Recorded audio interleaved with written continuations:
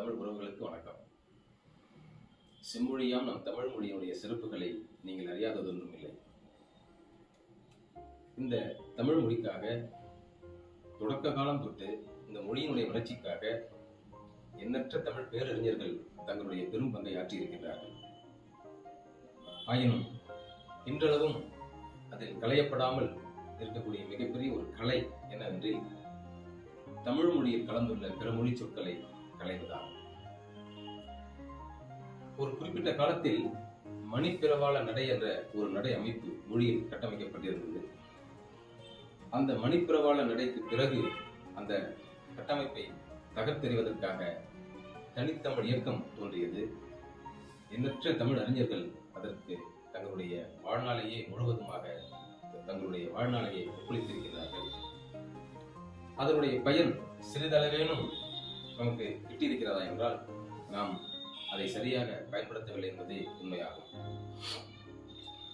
அந்த முயற்சியினுடைய தொடர்ச்சியாக இன்று மிகப்பெரிய அளவிலான மிகப்பெரிய ஒரு தொழில்நுட்ப புரட்சி ஏற்பட்டிருக்கக்கூடிய இந்த காலகட்டத்தில் கணினியாக இருக்கட்டும், நம்முடைய உலாப்பேசி என்று அழைக்கக்கூடிய கைபேசியாக இருக்கட்டும், எல்லாவற்றிலும் தமிழ் புகுந்திருக்கின்றது.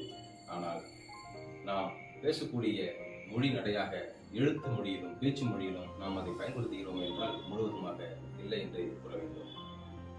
அதனுடைய ஒரு சிறு முயற்சியாக எல்லோரும் அந்த முயற்சியை பங்கெடுக்க வேண்டும் என்ற நோக்கத்தில் யாரேனும் எங்கேனும் உலகத்தில் பார்த்தோம்னா நிறைய இடங்களில் ஏதேனும் ஒரு வகையில் தமிழை தங்களுடைய தாய்மொழியாக தமிழை வளர்த்தெடுப்பதிலே பெரும்பங்கை ஆற்றிக் கொண்டிருக்கக்கூடிய ஒருவனாக உங்களோடு நானும் கலக்க விரும்புகின்றேன்.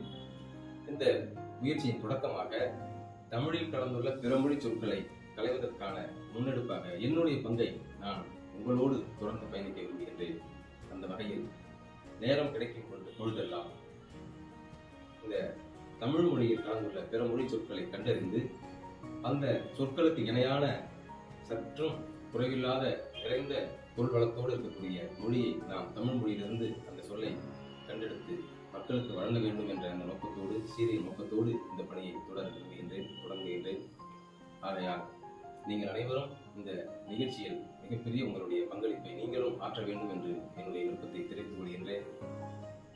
ஒவ்வொரு நாளும் நாம் அந்த ஒரு புதிய சொல்லை நாம் பிற மொழியில் இருக்கக்கூடிய சொல்லை சொல்லி அந்த சொல்லிற்கான தமிழிலே அந்த சொல்லிற்கு இருக்கக்கூடிய பொருள், தமிழிலே இருக்கக்கூடிய அந்த சொற்களஞ்சியத்திலிருந்து நாம் எடுத்து அந்த கலைச்சொல்லை உருவாக்கக்கூடிய அந்த முன்னெடுப்பை இன்றிலிருந்து தொடங்குவோம். அந்த வகையில் நாம் நிறைய நாள்தோறும் பயன்படுத்தக்கூடிய அந்த